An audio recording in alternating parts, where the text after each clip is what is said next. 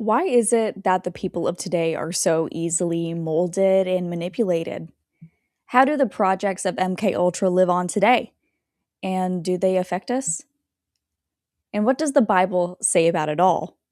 This and more on the Alabaster broadcast.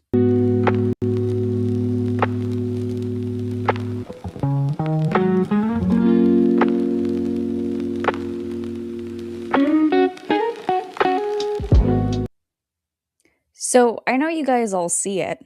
It's not just me who does. The subtle mind control program ops that have been happening in the media, through movies, through music, it's very clear that mind control is a number one operation in our country and in the world. So, what is mind control exactly? And how is one able to be controlled by the mind? Well, the answer is rather simple. Mind control happens through the acceptance of a covenant with disobedience. When you are living your life in disobedience, you are now entering into a legal agreement to have your mind controlled towards the agenda of the enemy. Let's take a look at Ephesians 2. Wherein time past you walked according to the course of this world, according to the prince of the power of the air, the spirit that now worketh in the children of disobedience, among whom also we had all our conversation in times past with the lusts of our flesh, fulfilling the desires of the flesh and of the mind, and were by nature the children of wrath, even as others. Ephesians chapter 2 definitely lays it all incredibly well. And ultimately, it sparks a lot of question. What is the children of disobedience? What does it mean to be a child of disobedience? What does it mean to be a child of wrath? I mean, we see it today. There are so many people who are so disobedient to God's word. And on top of that, there is an upkick of violence and wrath that we have never seen before. So we know what it means to be a child of God. It means that we have entered into a covenant with Him. It means that we have a marriage to the Father. So when the Bible is describing a child of disobedience or a child of wrath, you're seeing a trend of a covenant and a marriage made with disobedience and wrath. So there's a lot here. So to kind of kick that off, I want to talk about AI, artificial intelligence. And I think that it's very important to talk about because I truly believe that AI is not only the third Adam, but also could very well be the Antichrist. And on top of that, I believe that this is what MK Ultra was leaning towards and working towards this entire time. I think that AI is working quicker than the experiments of MK Ultra ever were, due to the fact that its influence is drastic. These are just some headlines that have happened within the past year. We see suicidal college graduates. We see people accepting dating advice from ChatGPT. We're seeing teenagers that are no longer wanting to be here because of the advice and influence of ChatGPT. We're seeing ChatGPT skyrocketing as children are going back into school, and subtle declines, actually drastic declines, I should say, I'm sorry, of ChatGPT usage and AI usage in general when kids are leaving school. It is very clear that AI has quite an influence, and to be quite frank, AI is essentially a counterfeit of God's design. And when you are signing on to learn something from AI, you are corrupting God's design for the human brain to be able to independently think and learn. So it's quite easy to put two and two together that AI is always what MK Ultra was striving to become. So let's look a little bit further. I want to talk about just the spiritual side really of MK Ultra, and I pulled up here subprojects 4, 15, and 19. Now, you can pause and read if you would like to, but this is just very interesting to me. I put down kind of the brief description here, and it says that MK Ultra project subproject 4 was aimed at using magicians to target people with pre-existing issues such as drinking to control their minds and their actions. So it's very clear that there is a very spiritual aspect to MK Ultra, to the point where they literally hired and contracted magicians. Now, the term magician is very biblical. We see in Genesis chapter 41 during the story of Joseph, where Pharaoh had magicians, and you later see during the time of Moses, Pharaoh also had magicians in the time of Moses. And there's a very common trend here with these magicians. They were responsible for interpreting dreams. They were responsible for basically being the closest advisors to the king. And, there's a saying that he who controls the ruler controls the nation. And so, if an entire nation was controlled by magicians, where does that leave us? It's a country that is very damned. So, the fact that MK Ultra had subprojects actually dedicated towards these things, where they're bringing in people who practice magic to pinpoint people who have pre-existing issues like drinking, drugs, whatever it may be, to control their minds and their actions, that's a little bit shocking. Have you ever seen a day like today where people have such a hard time breaking free of strongholds? Maybe they've been influenced by MK Ultra today. Maybe you just didn't see it. But this is such a prime example of Ephesians 6. We wrestle not against flesh and blood, but against principalities, against powers, against the rulers of the darkness of this world, against spiritual wickedness of high places. Yeah, that's Ephesians 6:12. That's one that I take to heart and think about often in these days, because it's getting a lot stranger. It's getting a lot darker. So MK Ultra isn't the only place that we see witchcraft. It's also very prominent in human trafficking. So this is by SW Law, and you can find this on their website, swlaw.edu. But it's basically describing witchcraft mind control used in human trafficking. And so I'll read this quote very briefly, but it says, victims of trafficking are usually recruited by intermediaries, middlemen, or agents, and then passing along the trafficking chain under tight control. It is interesting to note that, like other forms of abuses and human rights violations, the individual first contact and middlemen are often not entirely strangers, but family relations and even notable citizens of victims' nations. That's very interesting there.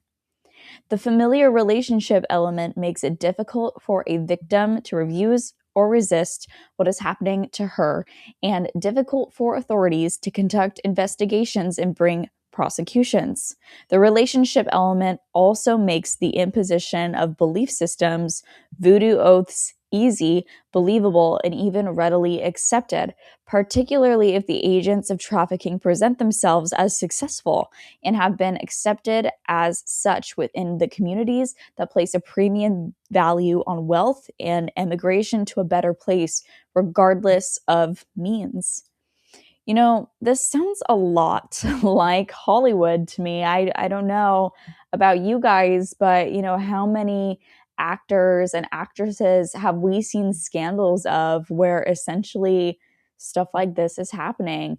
And on top of that, we see so many singers in the Hollywood music industry that pay homage to voodoo gods or practice paganism in general, practice witchcraft, Saturn worship, you name it. There's a lot there.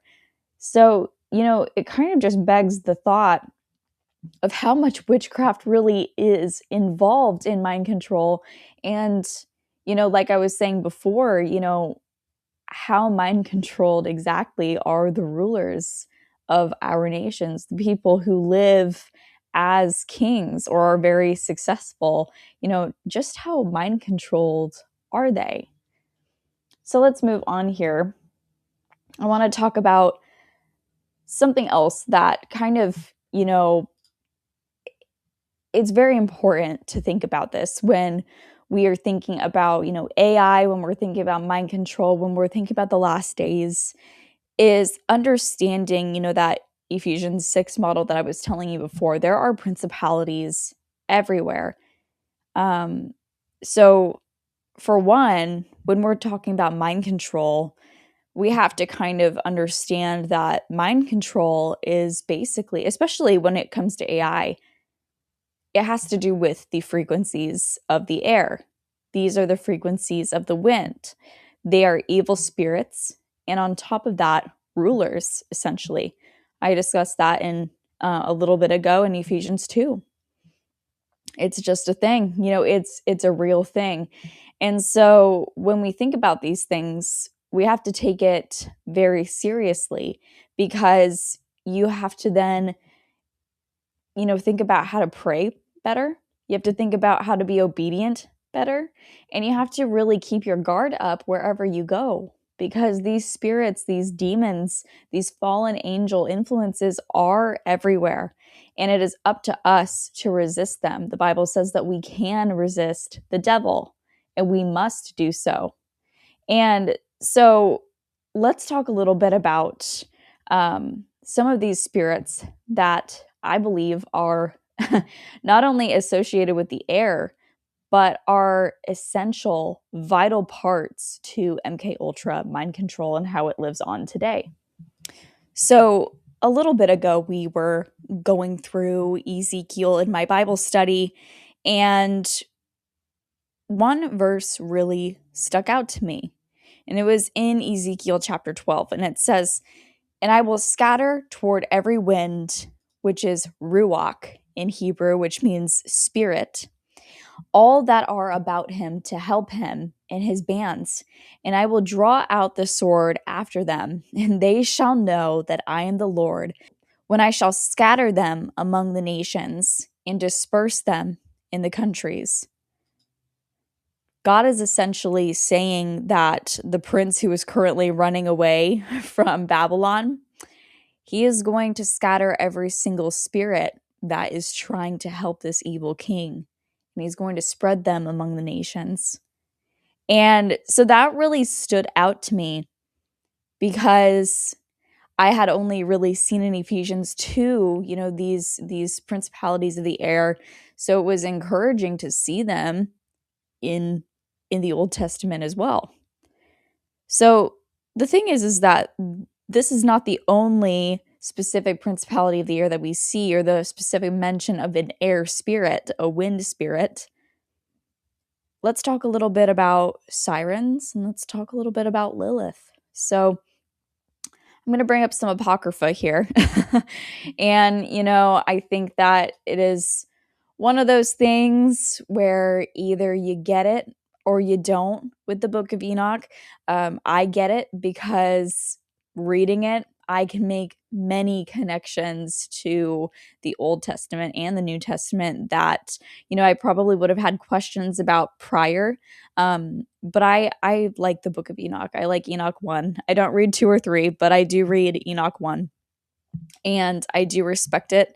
And I think that, if Enoch was mentioned and he had a book, I think it's, for study purposes, it's a good idea to look into it. So this actually answered a lot of questions for me, and even, sparked some questions about the book of Daniel as well. But here is Enoch chapter 19, verse 2.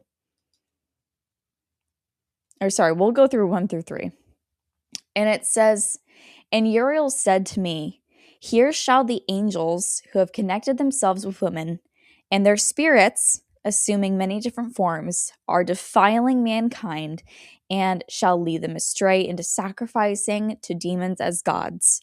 Here shall they stand till the day of the great judgment, in which they shall be judged until they are made end of. And the women also of the angels who went astray shall become sirens. And I, Enoch, alone saw the vision and the ends of all things, and no man shall see as I have seen." So I was putting two and two together, and I knew that there were different types of sirens. There is sirens of the water and there is sirens of the air. So the sirens of the air I did find very intriguing, because this is how the Greeks wrote sirens, and also looks oddly similar to Ashereth or Lilith, who is described in Isaiah 34 as the screech owl. Let's take a look at that. "The wild beasts of the desert shall also meet with the wild beasts of the island, and the satyr shall cry to his fellow, and the screech owl, in Hebrew, Lilith, also shall rest there, and find for herself a place of rest." So I did find it very interesting, because we think about the character of a siren, right? We think about the drawing and luring of a siren call. And so in mythology, we see sirens, they're used to lure men and to basically put them under a magic spell of mind control to get them to hop in the water and drown themselves. And what is very interesting as well is that this mind control is often fueled by lust inside of these mythological stories. Now, Lilith is also a siren. I don't think a lot of people know that, but she is depicted with wings, bird feet. It's very clear that she is a accurate depiction of an air siren. And when you think about today, and you think about things like hookup culture, you think about things like the addiction to, adult content, and you think about the struggle that it is. It's exhausting and it's so difficult to break free from. This is a prime example of mind control, not only present in the Bible, with these people having actual names written in, but also, the character of witchcraft, the character of mind control, and the bondage and the covenant, really the marriage of disobedience it puts you in.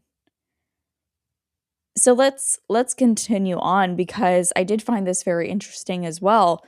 Looking into the book of Revelation, we see in chapter 13 a very odd scene. A scene where a lamb with horns appears. And this lamb has the voice of a dragon.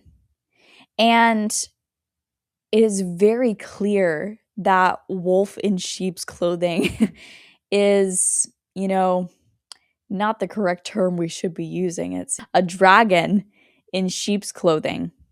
So let's take a look at this. "And I beheld another beast coming up out of the earth, and he had two horns like a lamb, and he spake as a dragon.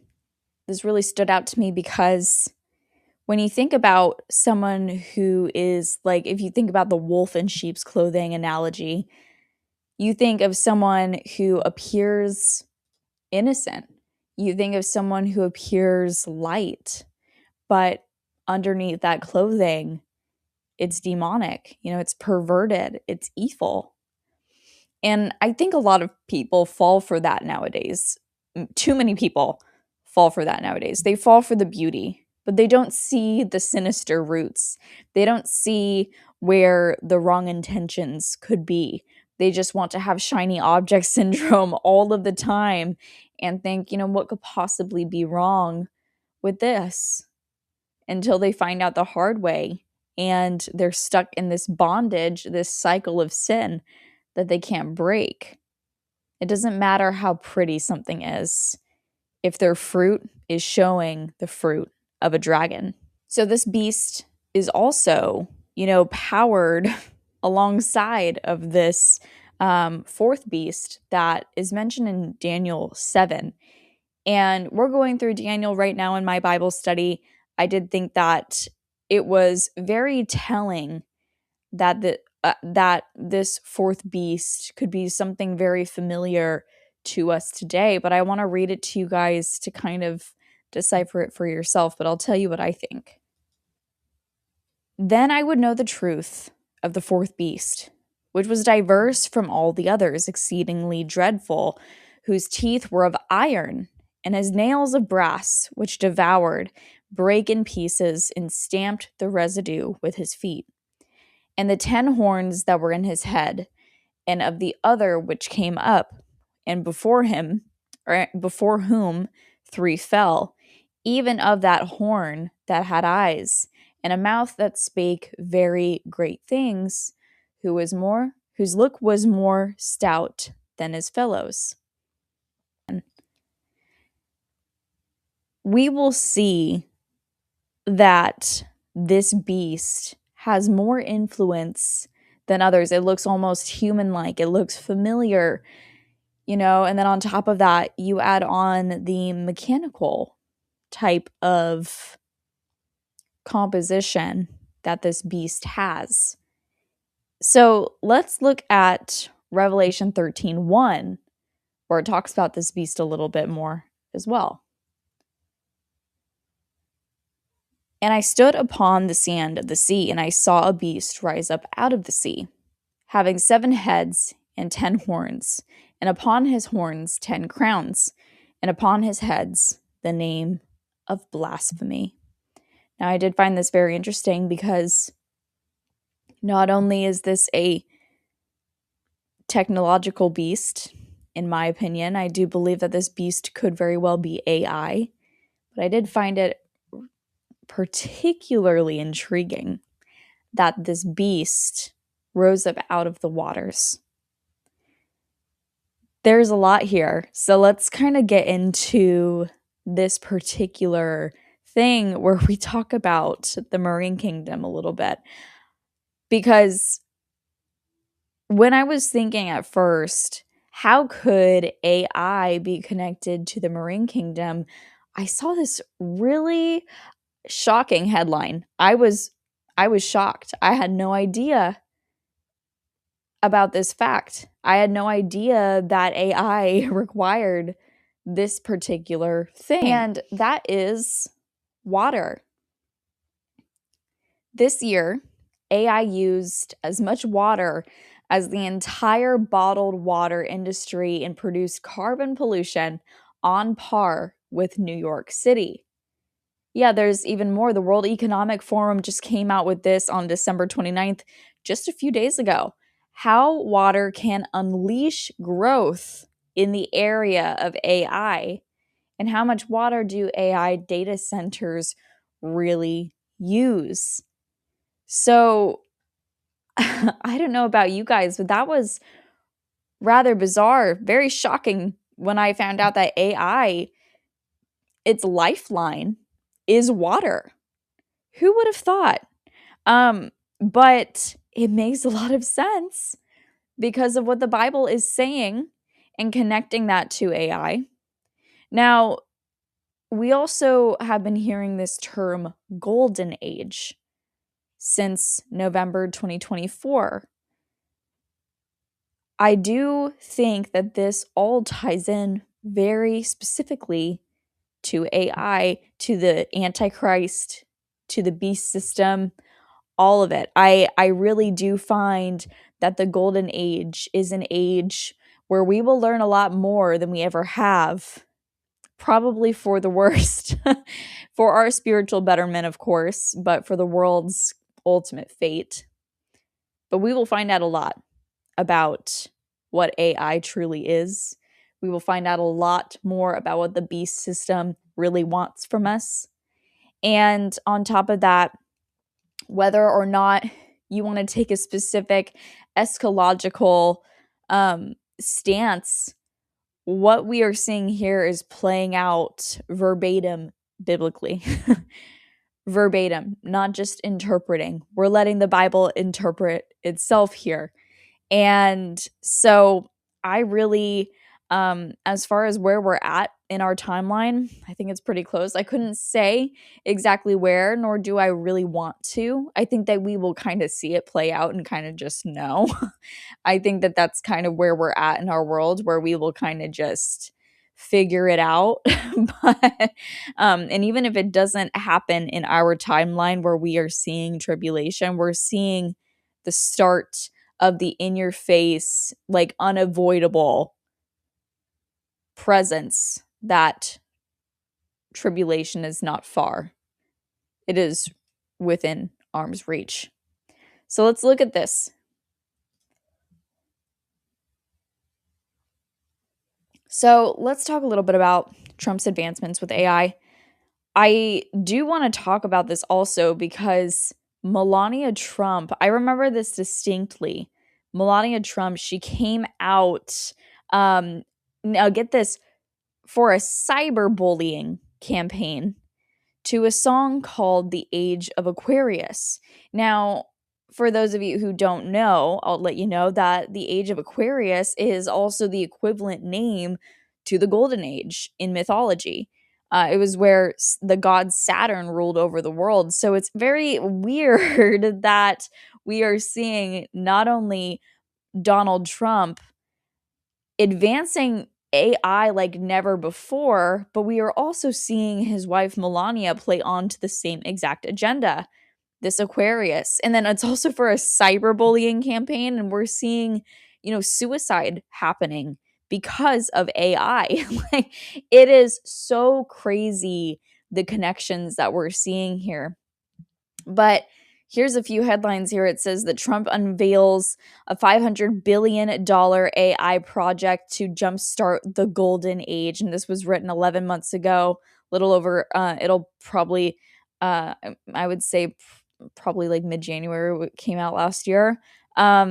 The US launched an Apollo style mission to harness AI and big data for scientific discovery. Now, I did find Apollo style to be very interesting because we'll talk a little about the presence of Apollo in the Bible and what that means.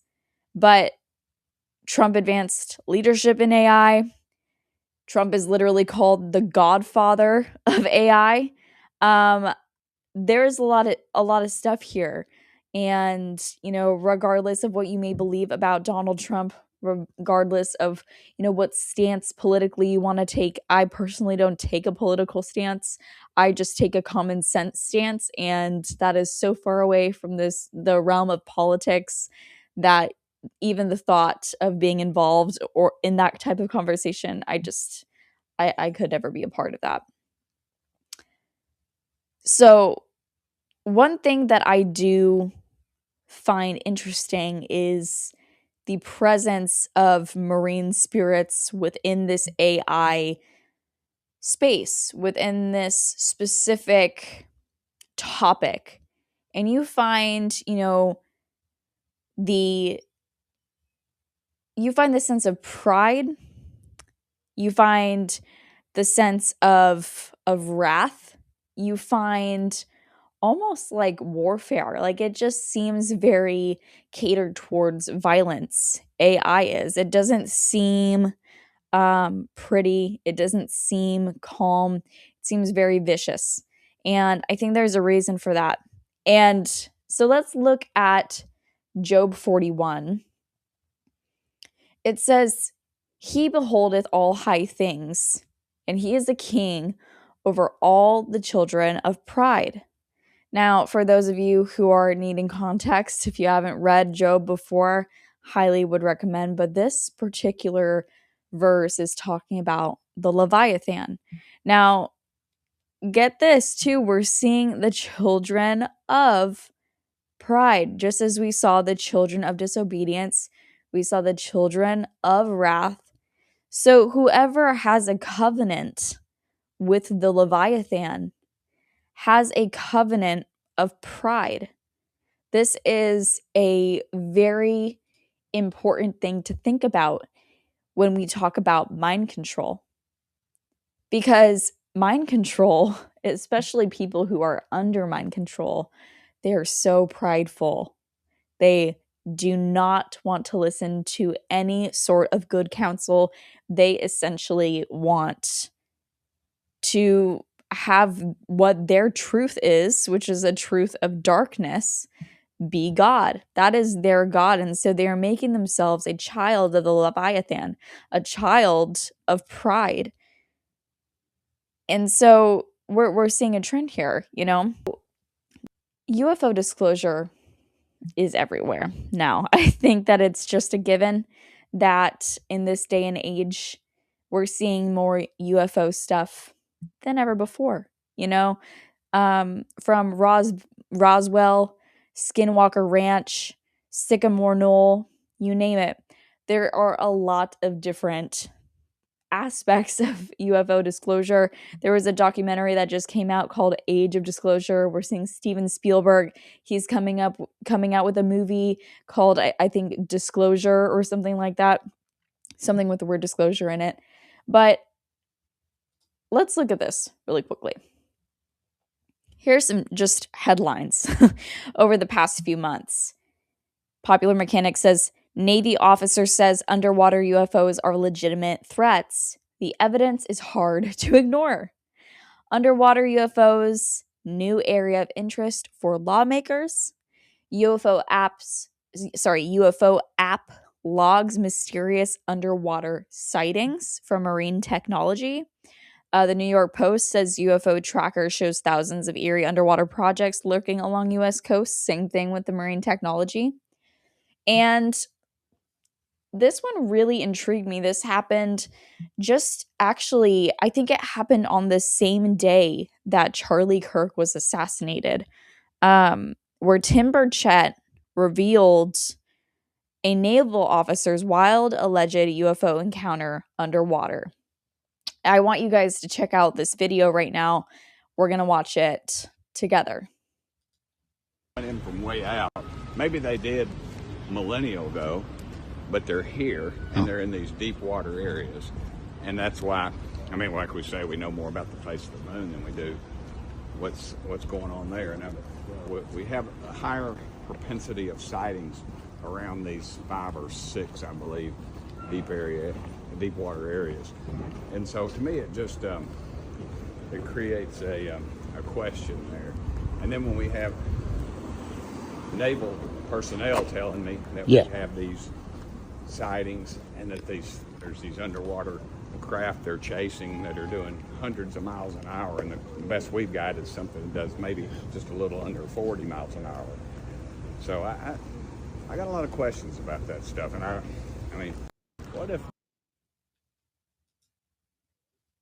So yeah, that was interesting to me. But one question that I immediately asked, and I think it was just the Holy Spirit leading me towards this conversation, is, why is it that the UFOs are underwater? What lives underwater? What is underwater that is so important?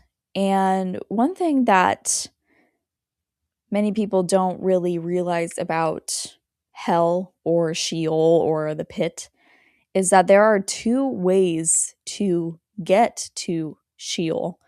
It is through the earth and through the water.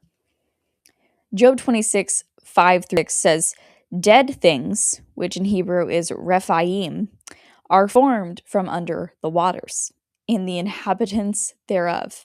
Hell is naked before him, and destruction, in Hebrew, Abaddon, hath no covering.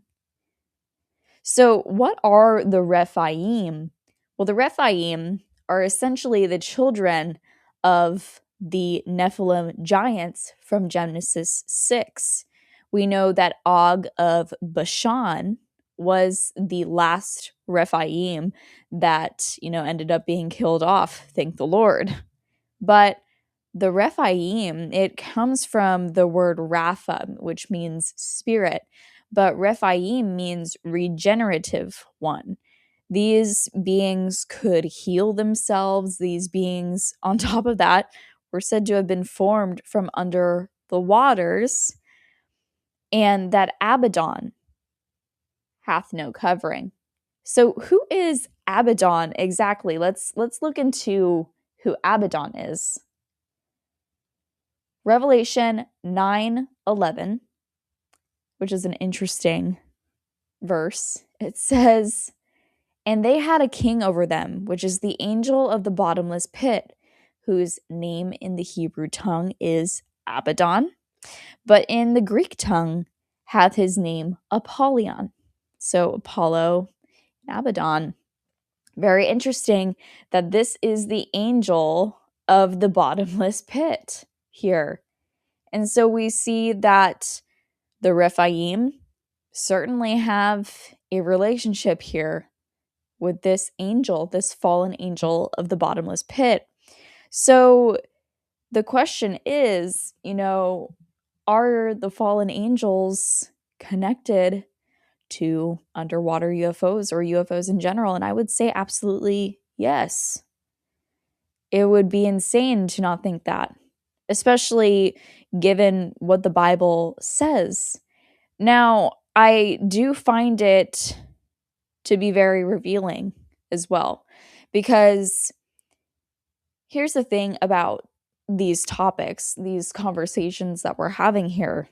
If we're not here to have conversations like this, where we're connecting things to the Bible, where we're disclosing essentially exactly what, aliens are, whether you want them to be demons or the Nephilim or the Rephaim, they could be either or. Really, it could be all of the above. We have no idea exactly. But if we're not here to have those conversations about exactly what these things are, what we're up against, and, essentially the ultimate danger of AI and how it affects mind control, how it all leads to witchcraft and the work of magicians controlling us, we're going to be influenced, all right, by another agenda, one that is not biblical, one that is not for us, and one that does not lead us to what Scripture says and how to prepare for what is to come. So I want you guys to think about that as we go into, this new year. Think about the way that we want to train our minds and ask ourselves, are we experiencing disobedience in this season? Are we experiencing a stir of wrath in us? Are we experiencing pridefulness? And then on top of that, we need to be asking the Father in our prayers, Lord, have I been manipulated by things of this world? Lord, show me where your truth is. Humble me towards my sin. Show me where I have erred. These are the things that we must be asking ourselves each and every day. Now, before we close out today, I want to have a brief word from our wonderful check this video out. If you're like me and you are growing just more and more distrusting of the systematic structure of Western medicine, but you are still wanting a home protocol to use when something goes wrong or when we are now reaching that 6th season, you could reach out to the Wellness Company for all of your needs. Whether you are wanting to buy a contagion kit or even your basic medical emergency kit, the Wellness Company has everything that meets your needs, from supplements to parasite cleanses and even supplements and vitamins for children. The Wellness Company is an amazing company that I just wanted to reach out to get an affiliate code so that you guys can be prepared in your own home for any situation. So for that, you can use my code Jillian at checkout for 10% off your first order, or you can go to twc.health/Jillian for that same exact 10% off. That is twc.health/Jillian. I've been using Needed for quite some time now, and after I started taking their prenatals, I knew that I had to reach out to them for direct collaboration because they were just that amazing. There is certainly something for everyone. You can visit the Needed website and use my code Jillian at checkout for 20% off your first order. That is Jillian at checkout for 20% off your first order. If you're like me and you are really into skincare, but you've been looking for products that meet the ingredient requirements for living biblically clean, and on top of that, just a non-toxic lifestyle as a whole, I highly recommend Primally Pure. Primally Pure has everything from specific antioxidant balms that work as a non-toxic Botox to even just pregnancy-safe oils for your skin, like what I am using currently right now. They have everything from deodorant to candles. You can check it out right now by visiting Primally Pure's website, and you can use my code STONE for a percentage off of your order. That is code STONE for a percentage off of your order. Awesome, you guys. And if you're looking for ways to support my ministry further, you can click this QR code right here and it'll take you to my link tree where there are different abilities to support my ministry in whatever way that you choose, if that is something that you are wanting to do. So to close out, there are so many things, so many rabbit holes that we could go down when we think about all three of these subjects: MK Ultra, AI, the Marine Kingdom, the Golden Age. You name it. There are so many things, but ultimately it all comes down to the same thing, and that is that they are all working for the same exact agenda. And that all of these things are so much more connected than we ever saw. That's what I'm seeing. And as we're approaching a time where it is getting more and more difficult to avoid AI, where it is getting more and more difficult to really just decipher what is wrong and what is right in the media, we need to be spending more and more time in the Word, because that is the only way that we will break free from MK Ultra. That is the only way that we will ever see the chains of bondage from dark covenants that we have made with these specific spirits, these entities, these principalities. It's the only way that we're going to break free from them. The best way to start doing it is to start practicing biblical obedience. And that is a hard thing to do. The law was not written for people who are righteous. It was written for people who struggle with sin. It is there, it's written in everything that Jesus says. The Bible is incredibly consistent. And if we read it and follow it without bias or without, passage doctrines ingraining us, when we ask the Lord to send his Holy Spirit to aid us in really reading the Bible without distraction or without pride, right? Without disobedience, without wanting to twist the narrative of what the Bible is trying to teach us and turn it into something that satisfies our flesh. We need to get it right. And we don't have that much time before, things really happen. The question is, do you want to be on the side of Apollyon? Or do you want to be on the side of disobedience or wrath or pride? Do you want to be on those sides? Or would you rather discover what a real covenant with Jesus Christ looks like? The choice is yours, and only you can decide if you want to break free from MK Ultra programming, from mind control, etc. Because if you have a heart towards healing, Jesus will give it to you. But if your heart is not really towards healing, it's not going to get better, my friends. It's not going to get better. It's going to get worse. So I hope that you guys enjoyed this video. Please like, share, and subscribe, and turn on post notifications so that you can see whenever I go live for my Bible study, which is on Mondays, Wednesdays, and Fridays at 8 a.m. Eastern Time, or every Thursday when I post a new video. I love you guys so much, and I will see you all in the next video.